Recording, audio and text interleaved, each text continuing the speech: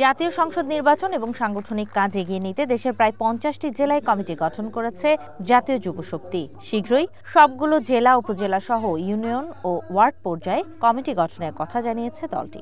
মঙ্গলবার আবু সাইদ কনভেনশন সেন্টারে দিনব্যাপী জাতীয় প্রতিনিধি সম্মেলনের আয়োজন করে জাতীয় যুব শক্তি। যুব সমাজ সবাই জেগেছে। এই সম্মেলনে নেতাকর্মীদের দেশের প্রতিটি মানুষের কাছে এনসিপির বার্তা পৌঁছে দেওয়ার আহ্বান জানান বক্তারা। যুব শক্তির আহ্বায়ক তারিকুল ইসলাম বলেন, বিএনপি জামায়াতের বিভাজনের ফায়দা লুটতে অপেক্ষায় বসে আছে আওয়ামী লীগ। বিএনপি জামাত যখন ভাগ হয়ে যাবে, যখন তাদের মধ্যে অনৈক্য তৈরি হবে, তার ফায়দা লুটবে কে? তার ফায়দা লুটবে আওয়ামী লীগ।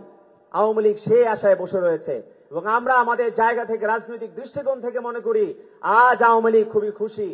আজ আওয়ামী লীগ দেখছে কিভাবে বিএনপি এবং জামায়াতের মধ্যে কিভাবে অনৈক্য তৈরি হয়েছে, বাংলাদেশের ফ্যাসিবাদ বিরোধী রাজনৈতিক দলগুলোর মধ্যে কিভাবে অনৈক্য তৈরি হয়েছে এবং আওয়ামী লীগ তাদের প্রাসঙ্গিকতা ধরে রাখার জন্য বিভিন্ন জরিপের মধ্যে তারা অগাধভাবে পয়সা ঢালছে। সম্মেলনে উপস্থিত ছিলেন জাতীয় নাগরিক পার্টির সদস্য সচিব এবং মুখ্য সংগঠকও। আসন্ন নির্বাচন নিয়ে বিএনপি জামায়াতের বিভাজন নিয়ে কথা বলেন তারাও। দলটির সদস্য সচিব আক্তার হোসেন বলেন, ক্ষমতায় কারা আসবে না আসবে সেসব জরিপ করে দেশের মানুষকে সংস্কারের আকাঙ্ক্ষা থেকে দূরে রাখার চেষ্টা চলছে। শুধুমাত্র ক্ষমতা দখলের কে কেন্দ্র করে নানা ধরনের বাইনারি তৈরি করে বাংলাদেশের মানুষকে সামনের নির্বাচনে ভুলভাবে প্রভাবিত করার এক ধরনের প্রবণতা আমরা রাজনৈতিক দলগুলোর কাছে আমরা লক্ষ্য করছি। যারা শাহাদাত বরণ করেছেন তারা যে নতুন সংস্কারের বাংলাদেশ দেখতে চেয়েছিল, সেই সংস্কারের কথা বিএনপি জামাত কোন দল তাদের আলোচনার মধ্যে আর প্রধান করে তুলছেন না। তারা কিভাবে ক্ষমতা দখল করবেন, কিভাবে ক্ষমতায় আসবেন, শুধুমাত্র সেই ধরনের বুদ্ধি পরামর্শ, সেই ধরনের আয়োজনগুলোর সঙ্গে তারা নিজেদেরকে সম্পৃক্ত রেখেছেন।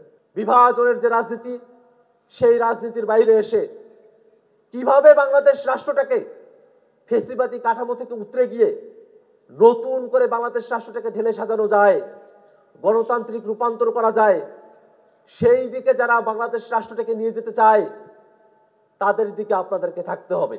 গত 15 বছরে জুলুম নির্যাতনের পেছনে বিএনপির একাংশ দায়ী বলে মন্তব্য করেন এনসিপির মুখ্য সংগঠক নাসির উদ্দিন পাটোয়ারি। বিএনপির শাসনামলে দুর্নীতির কথা উল্লেখ করে তিনি বলেন, গণ অভ্যুত্থানের নেতাদের সিটের লোভ দেখিয়ে কিনতে চেয়েছিল বিএনপি জামায়াত। জামায়াত ইসলামী বিএনপি গণ অভ্যুত্থানের নেতাদের সিটের আসনের লোভ দেখিয়ে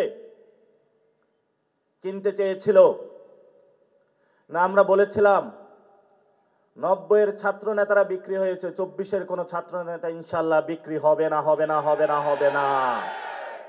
তাদের ব্যর্থতার কারণে 1-11 একটি সরকার বাংলাদেশে এসেছিল, যে 1-11 সরকারের মধ্য দিয়ে 15 বছর এমন কোন বাংলাদেশে কোন তরুণ ছাওয়াল ছিল না যাদের উপরে বাংলাদেশের কোন জেল জুলুম নির্যাতন নেমে আসে নাই। 1 থেকে 6-এর ব্যর্থতার জন্য যেমন বিএনপি দায়ী, গত 15 বছরে শেখ হাসিনার এই যে দীর্ঘ শাসন, এটার পিছনে বিএনপির ব্যর্থতা অনেকাংশে বড় দায়ী। 300 আসনে গডফাদার দিয়ে শেখ হাসিনা নিস্তার পায়নি।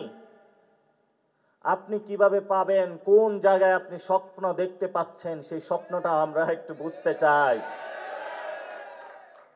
দিন দুপুরে ডাকাতদের মতো হায়নার উল্লাস করে পুরো বাংলাদেশে 300 গডফাদার দিয়ে তারা মানুষের সম্পদগুলো রাষ্ট্রীয় কোষাগারে জমা না দিয়ে জনগণকে এখন ভোট ব্যাংক কেনার ধান্দায় তারা মানুষকে প্রতারিত করার জন্য প্রচেষ্টা চালাচ্ছে।